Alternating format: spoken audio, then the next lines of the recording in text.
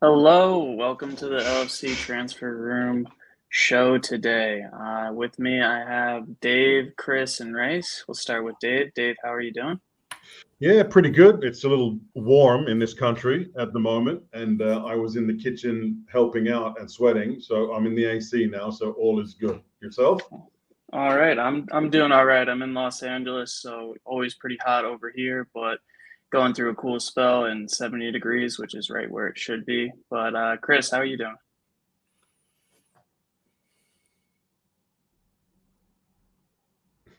Chris? Uh, There you go. Sorry, dropped off there for a second. Yeah, no, it's all good here. I'm in the middle of Ireland, and we are in exactly the opposite position. We're actually getting one of our 3 days of summer at the moment, so it's nice and warm. All right. Race, following up for last but not least, how you doing? Well, since this is a little Weather Channel report, I guess I'll report that it's nice and 70 here, so we're all good. All right, let's get into the football then. We have quite a bit to go over. We're going to start with Henderson's interview on The Athletic with David Ornstein and Adam Crafton. There was quite a lot to go into there. For anyone who isn't subscribed to The Athletic, it's $1 a month. Not trying to promote them, but this interview is very interesting. Looked at it before the stream, and we'll start with the overall. Henderson kind of felt a little salty. He was playing a bit of the politician in my mind. Kind of came off that way while he was trying not to upset people, but at the same time trying to justify his move. So one, we'll go through a few quotes here, and I'll ask you guys what you think about them. But first one that popped up is how no one asked him to stay, and Henderson's response was, if one of those people, Klopp or FSG, said to me, "Now we want you to stay," then we wouldn't be having this conversation. And that's not to say that they forced me out of the club, but at no point did I feel wanted by the club or anyone to stay. Dave, what do you think about his comments there about no one expressing to them their desire for him to stay at the club? I think there's a lot of his ego involved in this and not being able to let go of the transition now he has to go through in his career, because I think we all saw that he has declined over the past year or two. He's having less and less of an impact on games. He was still good at, sort of leading the team forward, but in terms of actual impact on the game, we can be honest and say he's really having in most games very, very little.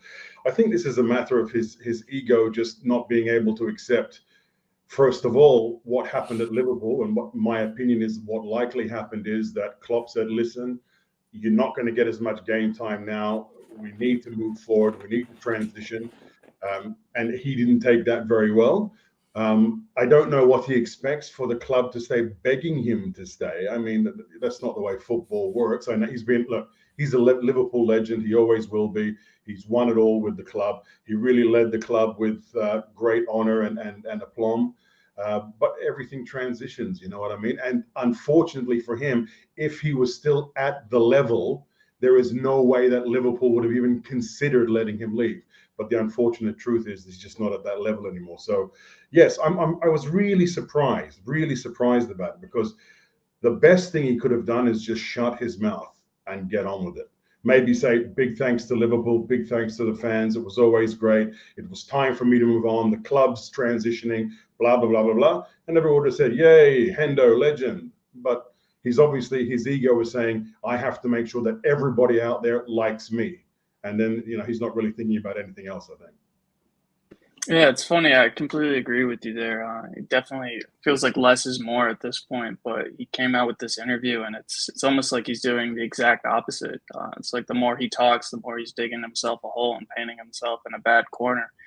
And part of that is his ties to the LGBTQIA plus community, where he was an advocate for the community and did a lot of things for them, at least appearance wise, and got a lot of backlash for that. And I'll go to you, Chris, for this comment that when he was asked, responding to turning his back on the LGBTQ community, he responded. This was in particular about the culture at the World Cup. So a lot of the response was respecting Saudi Arabia culture, and I believe it was Ornstein said that being Yeah, homosexual or any of the things isn't culture. It's yeah, look,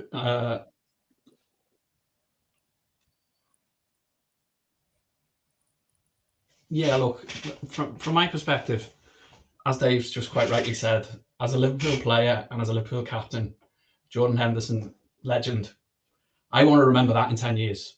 I don't really want to remember this interview. Don't want to remember these conversations. I want to look back at that time. I don't think we kind of culturally are in a good place if we're looking at footballers to be this bastion of moral guidance for us, because like they're the last people we should be looking at, particularly in light of the Manchester United happenings over the last few days.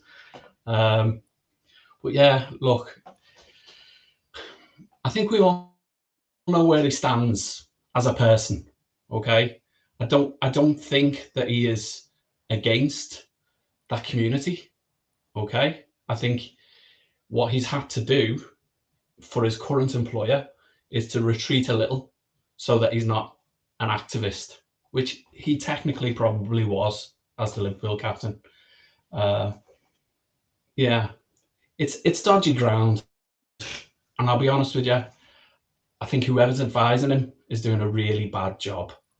Now, it may be that he was getting advice from the club for the last 12 years, and now he's not. I don't know. But me personally, I'm going to hold on to the shuffle. I'm going to hold on to the good bits, the lift in the Premiership and the empty stadium. I'll keep them.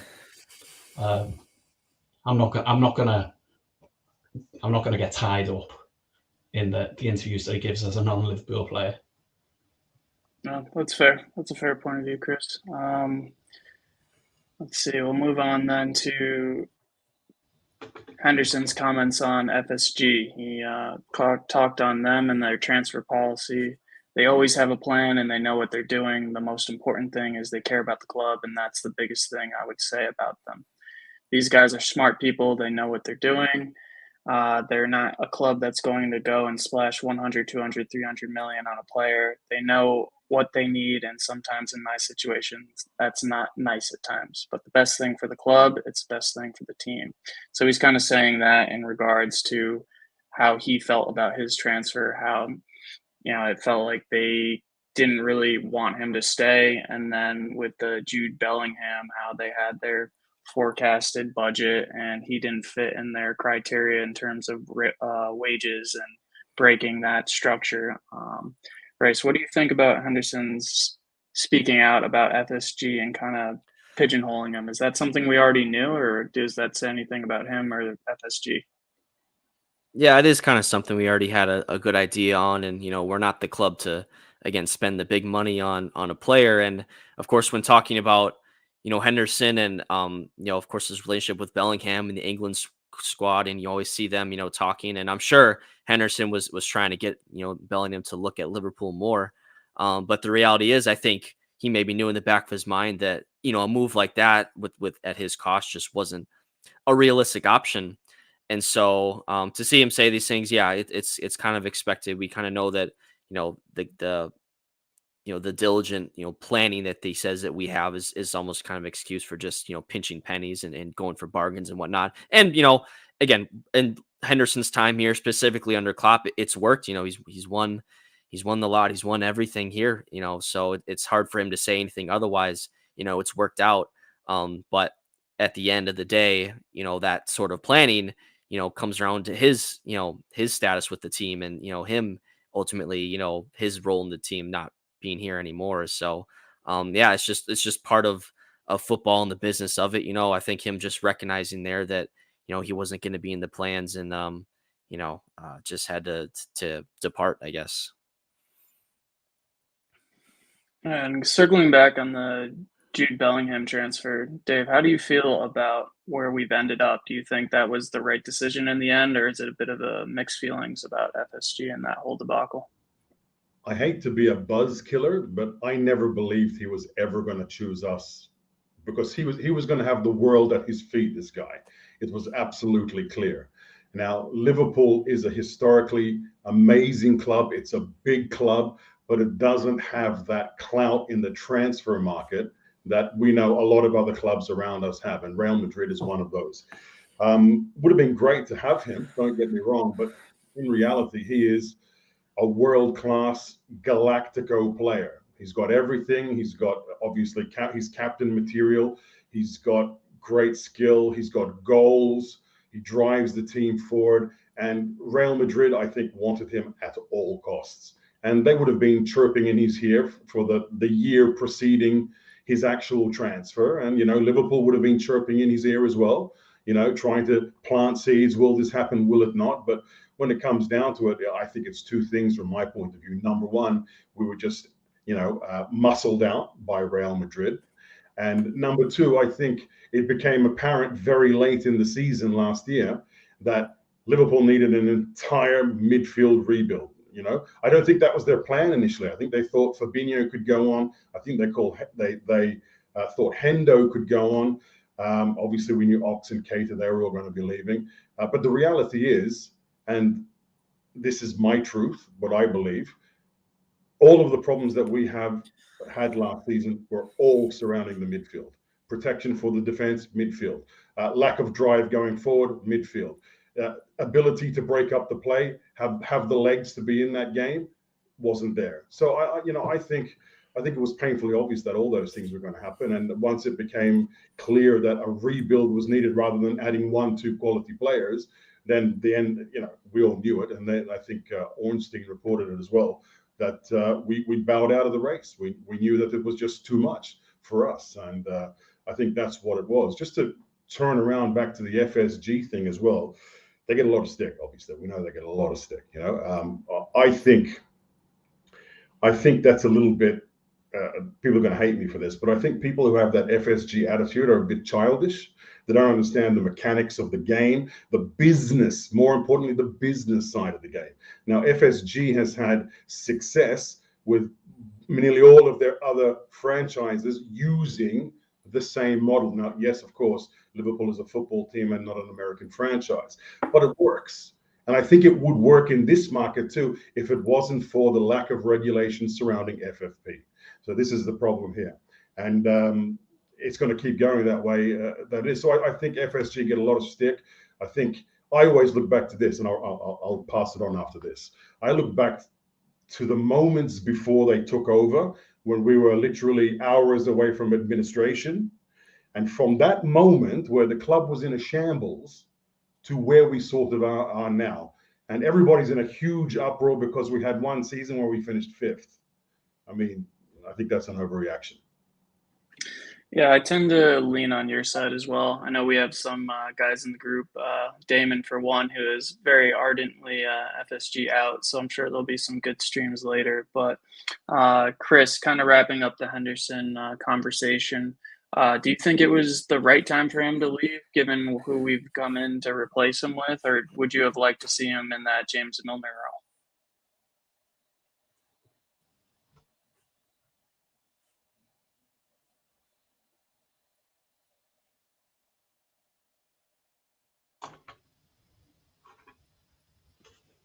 Yeah, look, I think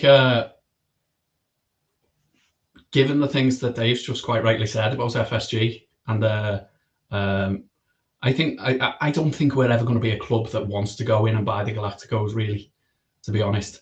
I think we want to grow the value of a player. And I think the business that we've done this summer has been fabulous from that perspective. I think we've got in McAllister and Gravenberch, 2 midfielders with really high ceilings for relatively low prices. I think that, from my perspective, says absolutely great business. Let Henderson go, let Fabinho go. Let's move on with the new lads because they look really good. And I think it's kind of, it makes me laugh that a really good signing like McAllister at 35 million, give or take the add-ons that might or might not be there.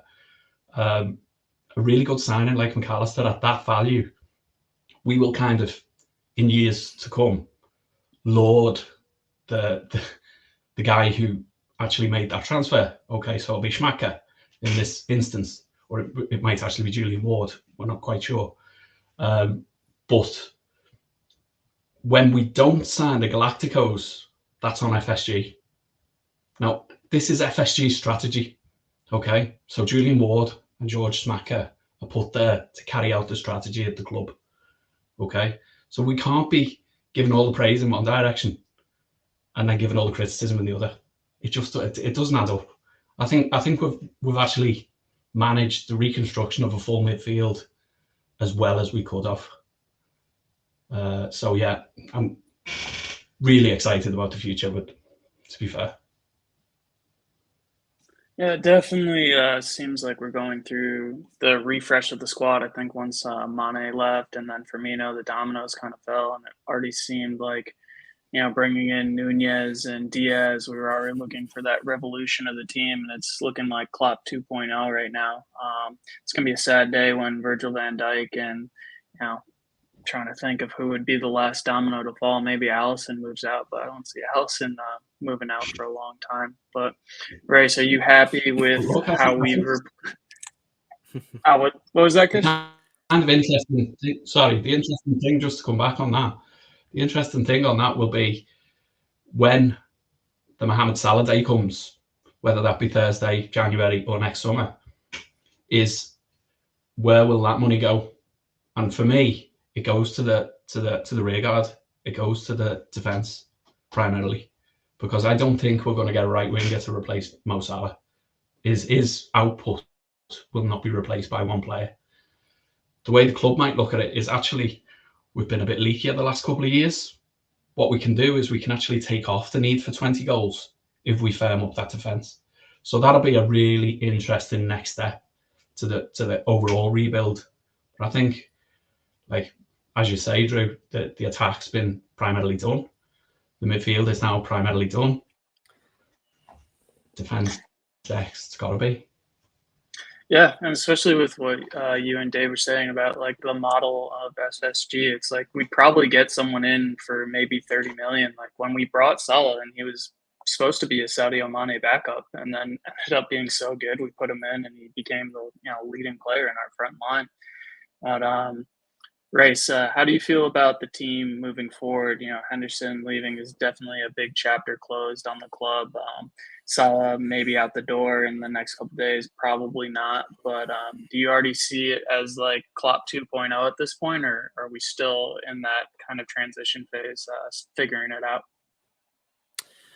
Well, I would certainly say you could maybe break it up by the spots on the field. I think the midfield for sure is in Klopp 2.0. We know the rebuild that's gone on there and the players we brought in. The front line, I think, I mean that's the strength of our team right now, but that's obviously not an issue for me. And I think you could say it's in a transition, but I don't want to say that in like a bad way. Like we're just breaking in but new and great players into our team. So like Nunez and Gakpo, and of course, Diaz has already been here for a bit. So that's ideally how you want it done, is you want to bring in those players and they all hit the ground running. You can see them all performing.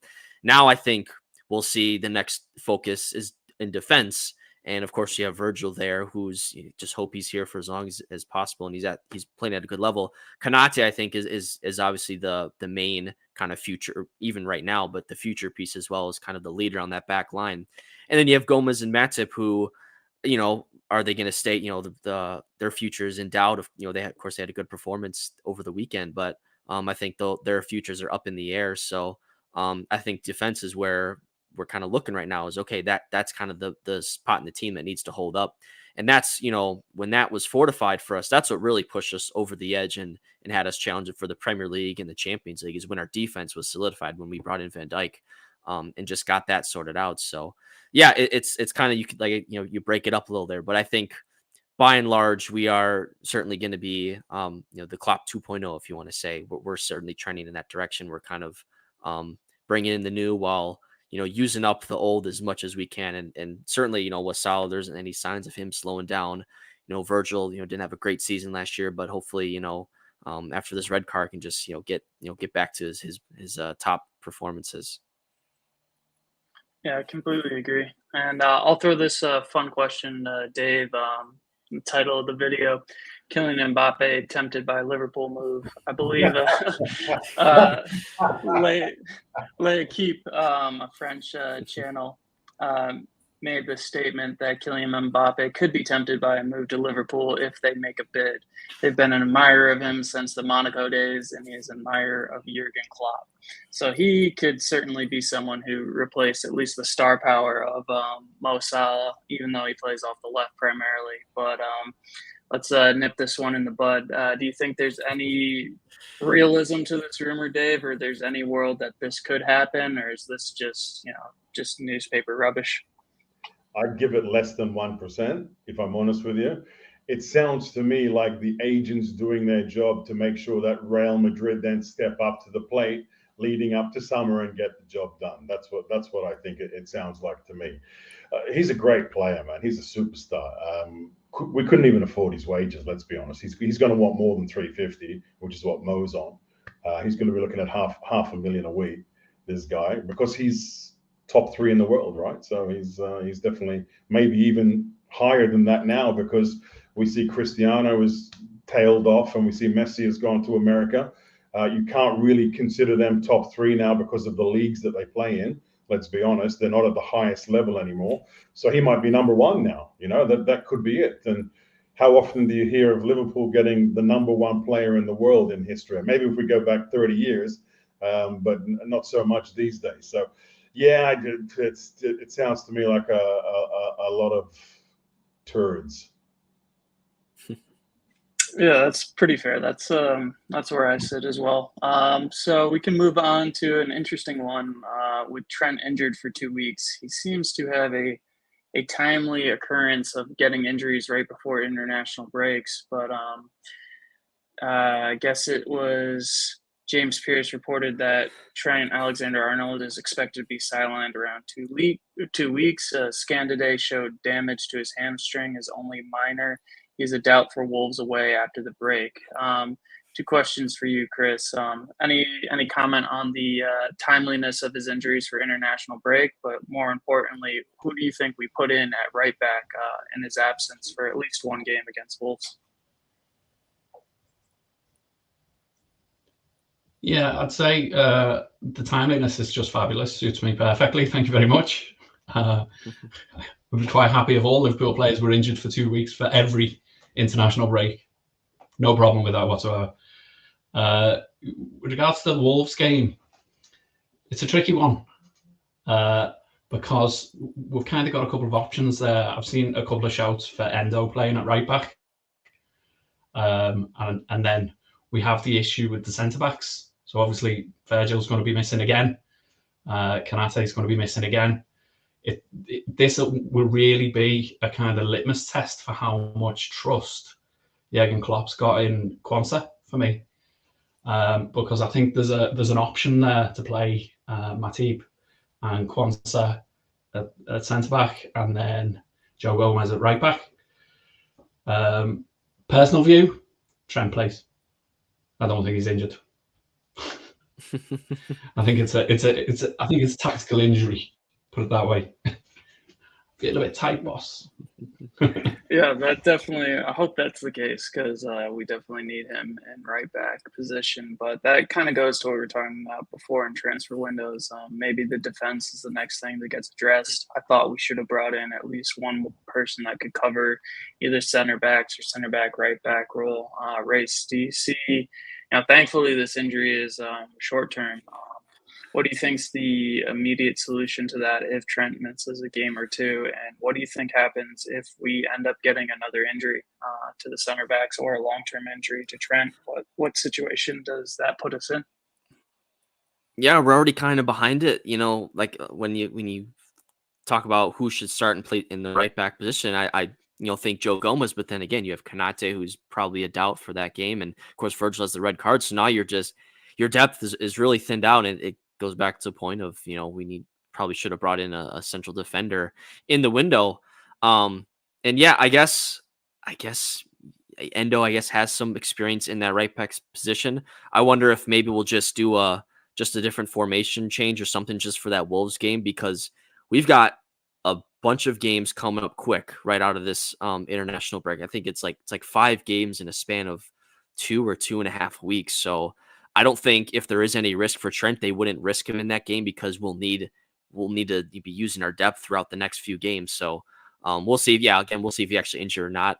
I tend to believe, he was limping off the field on Sunday, so certainly something there. But yeah, it's a little worrying right now. But I will say it is Wolves. Wolves aren't necessarily the most attacking team. They're not have a lot of goal scoring threats. Their goal record last year was just pitiful, and they're not really improved that this summer. So, for Quansah, maybe it's not the worst game to throw him in there. I know he's had a couple cameo appearances, really hasn't done much in those games, but I think the staff certainly rates him and having him in the squad and making appearances. So, maybe it's time to throw him in there and see what he can do. I don't know what his type of versatility is. I don't think he is kind of the profile to maybe switch with Gomez on that right back spot. So I'd probably keep him inside with Matip. But it's a real conundrum we have already, month into the season already. It just kind of goes back to the point again of, our limited depth, being exposed already. Yeah, I agree with you. As I said, I thought we should have at least brought in one more defender, but it was getting pretty tight. But I'm definitely pleasantly surprised and happy for Quansah, his minutes coming in. I think he's done a real good job there, and maybe that's Klopp trusting a little more instead of, like, I remember when we had the center back crisis, he didn't want to use Nat Phillips or Reece Williams. He preferred putting Fabinho back in center back position and really avoided using the youngsters there. But it seems like he's putting a little more faith in Quansah. But Dave, how do you think about what do you think about the potential for an injury crisis, especially with international break? I know you're going to be watching Malta and Australia, exciting teams. But do you have any fears of any Liverpool players picking up injuries? Is this kind of like a tension time, hoping to see that the full squad comes back? What are you looking for? At the end of the day, that's what you have a squad for. In my opinion, you have to look for the balance of the squad. So for me, the perfect balance of the squad should be 2 options at left back, 5 options in the middle, and 2 options at right back. So what we have obviously Robertson and Tsimikas on the left. We have Virgil, Kanate, Matip, Gomez, and Quansah for the middle options, and we've got Trent. And of course, Joe Gomez is the second backup as well for the right. So that flexibility that he has, and I think he played both positions really well, Joe Gomez. I'm a huge fan of Joe Gomez. There's a lot of stick for him in the transfer window because, he's not good enough.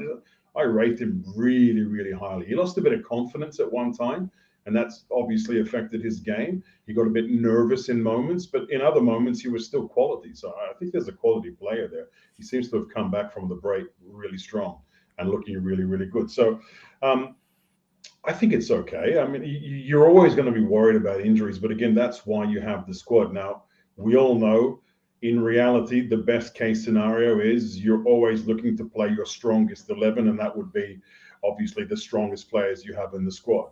But there always has to be rotation. There's always going to be injuries. That's what we have the squad for, and that's what it's there for. So I'm okay. I'm relaxed about it. Now, I might change my opinion if Robertson, Tsimikas, and 3 of the others come back injured from the international break.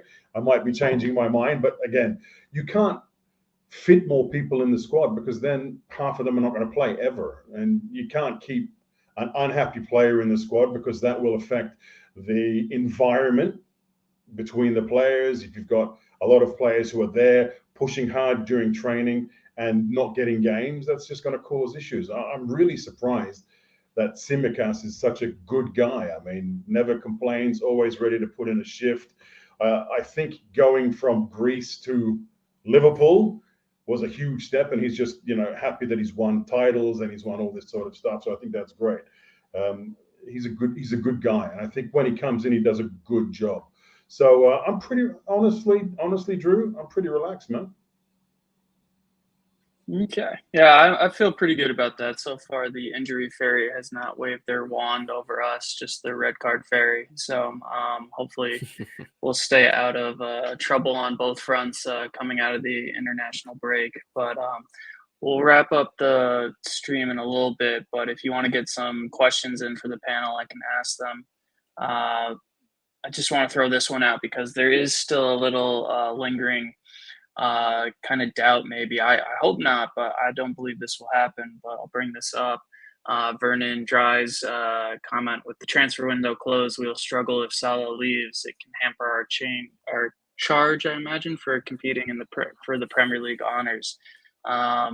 Chris, do you think there's any chance that Salah leaves with rumored bids of over 200 million coming in? Do you think FSG are going to cash in, or do you think Klopp and the board will all be on one front of Salah stays for one more season at least?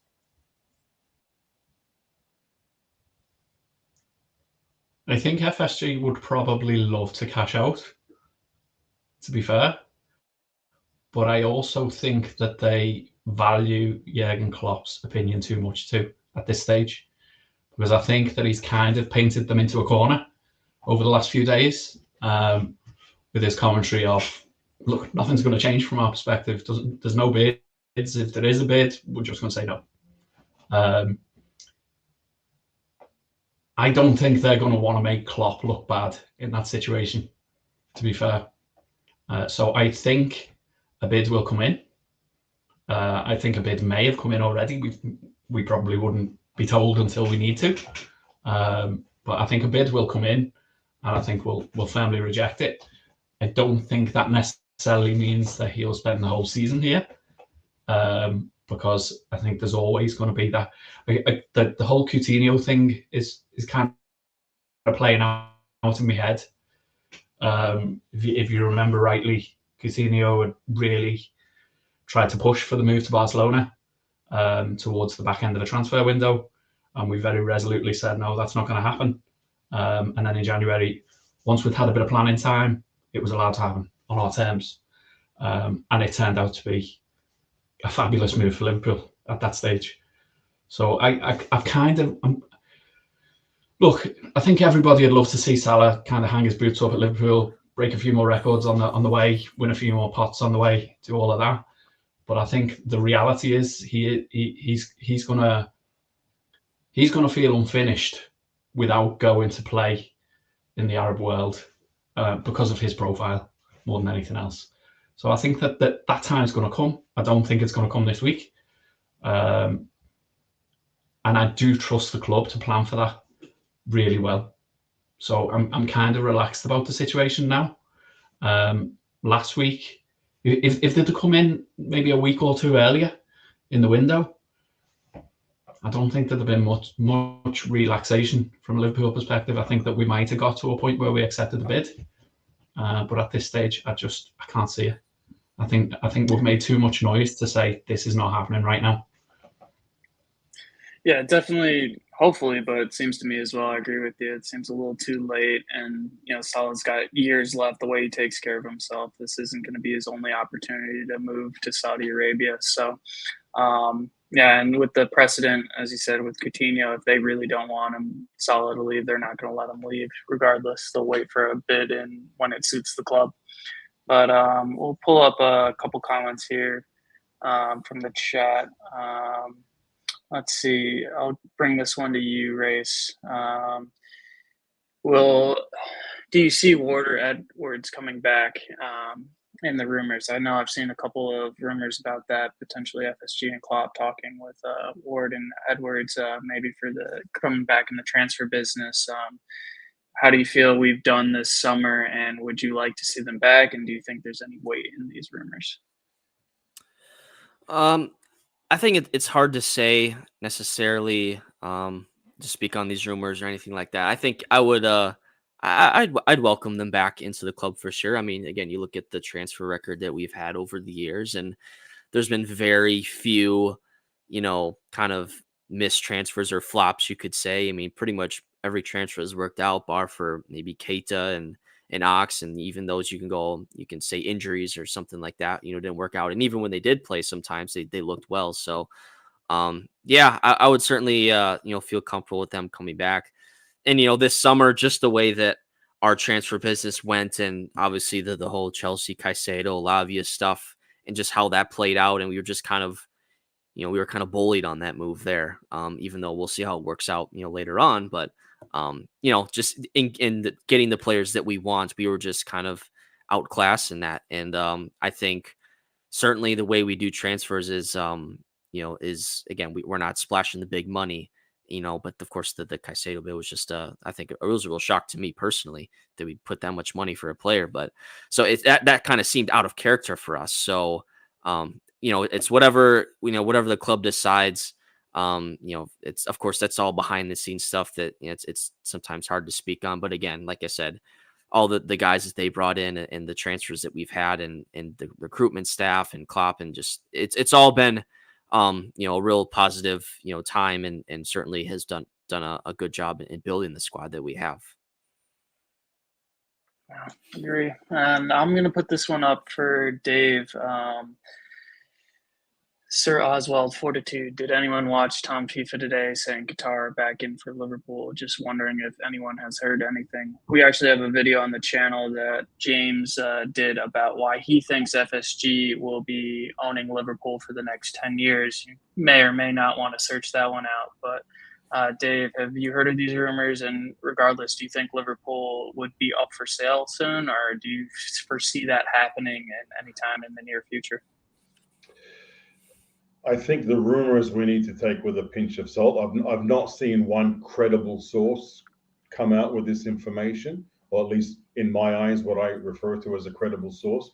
So I think it's a huge pinch of salt at this stage. It's obviously on the back as well of the falling apart of the Manchester United deal.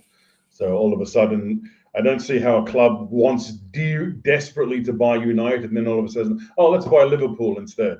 I don't know. I mean, it's hard to say, but I think FSG for the right price would sell.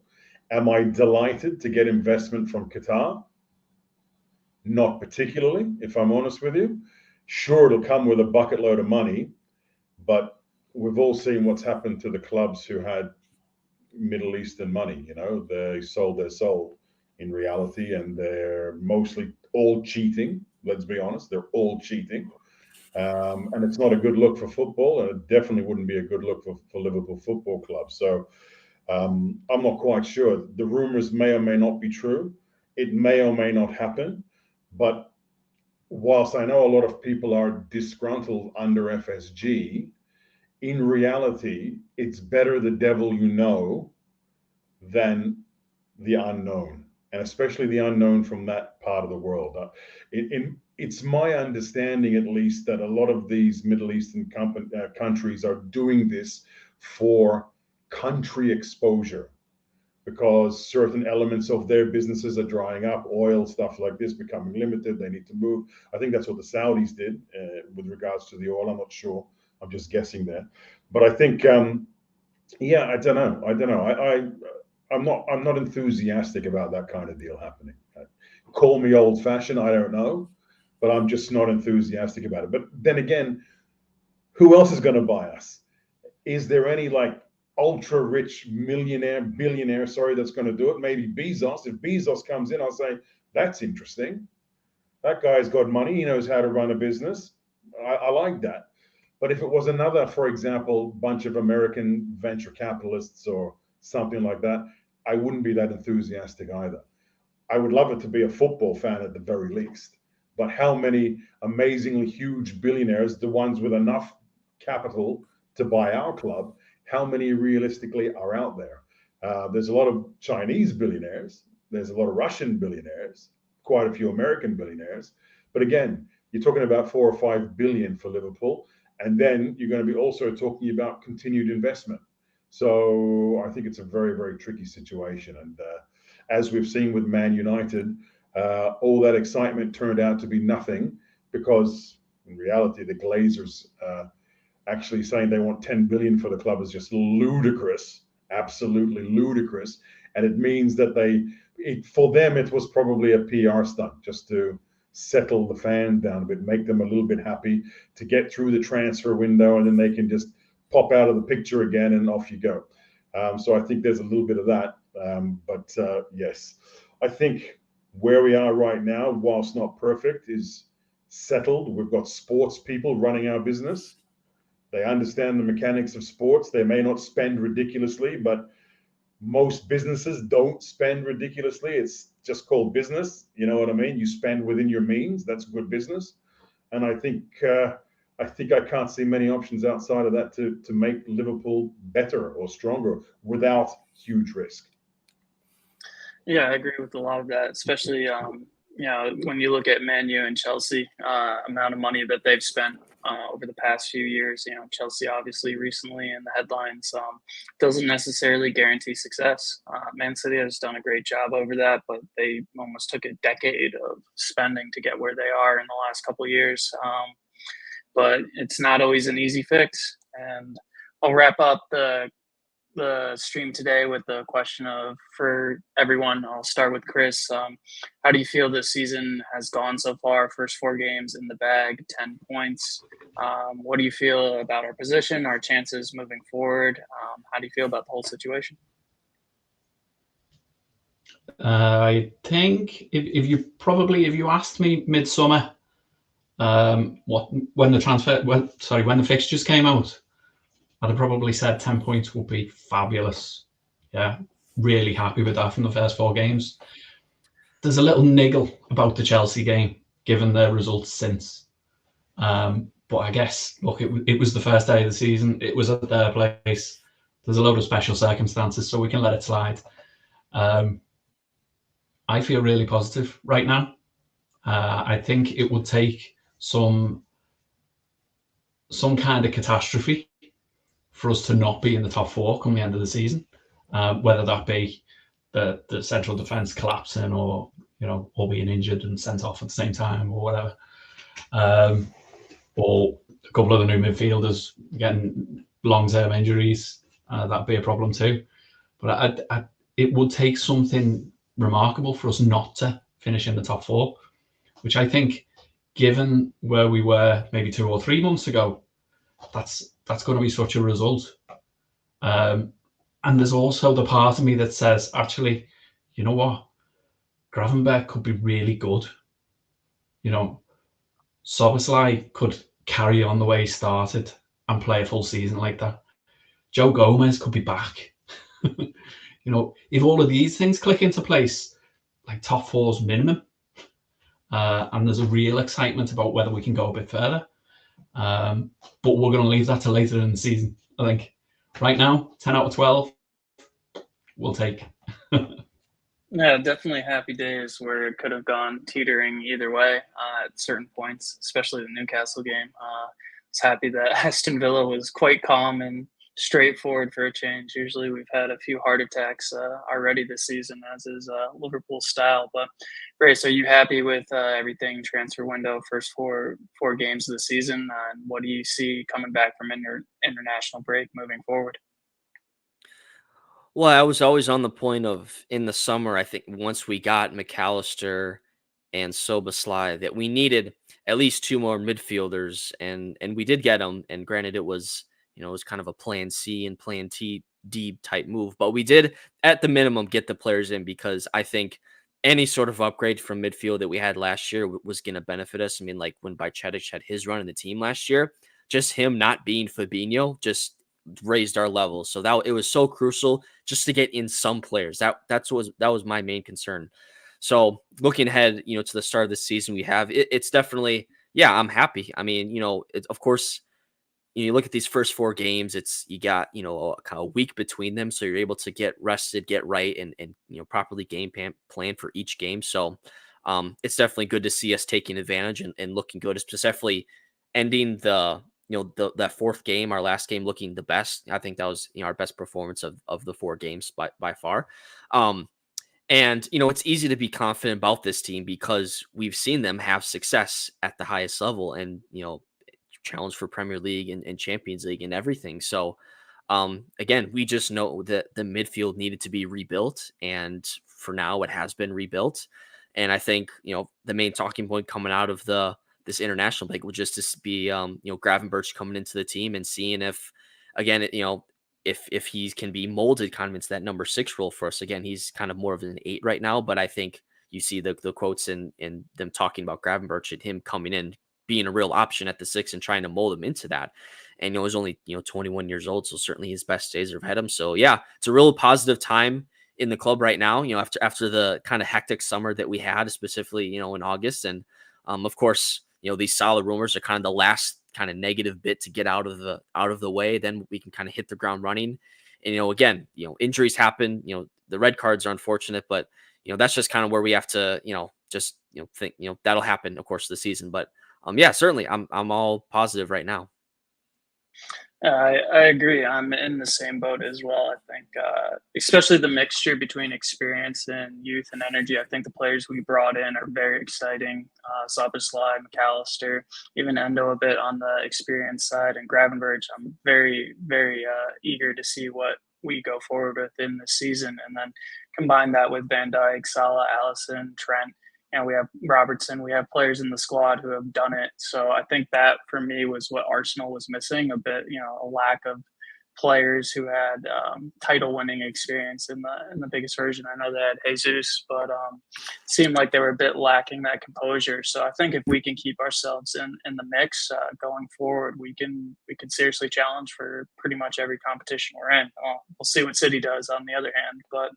I will bring this up because I'm sure Charlie is going to give me a bollocking after the stream that I have not said this yet, but we thank you all for joining the stream. We've had over 150 viewers throughout, which we really appreciate. We're doing all this content for you guys. Everything goes back into the stream, all the money donated, and we really appreciate your viewership. Please leave a like and subscribe to the channel if you haven't already. It really helps our numbers and helps with the algorithm. And thank you again for joining the stream. We'll close it out with Dave's thoughts on first 4 games of the season, how he views us going forward. So let's go game by game. Against Chelsea, I thought we were rubbish, if I'm honest with you. Chelsea outplayed us. Then we played, who did we play? Bournemouth. We were better once the sending off happened than before the sending off happened, believe it or not. So that was mixed feelings. Against Newcastle, it was a close game until Van Dijk got sent off. And then well done, Klopp, Linders, and the rest of the team, because strategically they made miracles in that game. And then the players did it. So that was fantastic. And then you get to Aston Villa, where we just zero threat from the opposition. We outplayed them on every area of the pitch. So it's been a bit of a strange start to the season, if I'm honest with you. Encouraging in the way that we've overcome adversity on more than one occasion. I think that is the most impressive part of the season so far. So for me, that's hugely encouraging. I think we'll make top 4, no problem. I'm going to make a huge statement here. If Liverpool win the title this season, I'm going out there and saying Klopp is the greatest manager of all time. If he can take a completely newly built midfield against this Manchester City side in the Premier League and win it, first year with the new midfield, that's something, isn't it? That's something. So I'm holding judgment. I'm very much encouraged by what's happened so far. I love all of our midfield additions, Endo included. I just love the fact that he's there. I think he'll grow with confidence. I think he's got an important part to play. So I'm really loving that. He brings a bit of seniority to the midfield as well, because all the rest are just young guys. So I think that's great. And the other elements of the pitch are really good. I mean, for me, our attacking options are the best in the league by far, in my opinion. I mean, Salah, Nunez, Diaz, Jota. I'm sure I'm missing somebody else who's awesome. Just great. Gakpo, great attacking options. I mean, for me, the most versatile and the most impressive in the Premier League. So, but again, brand new midfield. If they can come in, settle in that quickly with understanding Klopp's system and how they work and win the Premier League. Greatest manager of all time. You heard it first here. Oh, from your mouth to God's ears, Dave. And we'll wrap up there. I think there's a lot to be excited about. Who knows? Maybe even Kylian Mbappe joining in the future. Can't even say that with a straight face, but hopefully we come back from international break with everyone fit and move on from the challenge from there. Thank you all for joining us. Thanks to Dave, Chris, and Race for today's stream. Thank you to all the viewers. Please like and subscribe if you enjoyed the content. We come out with content every day at 7:30 UK time. So really appreciate y'all joining, and up the Reds.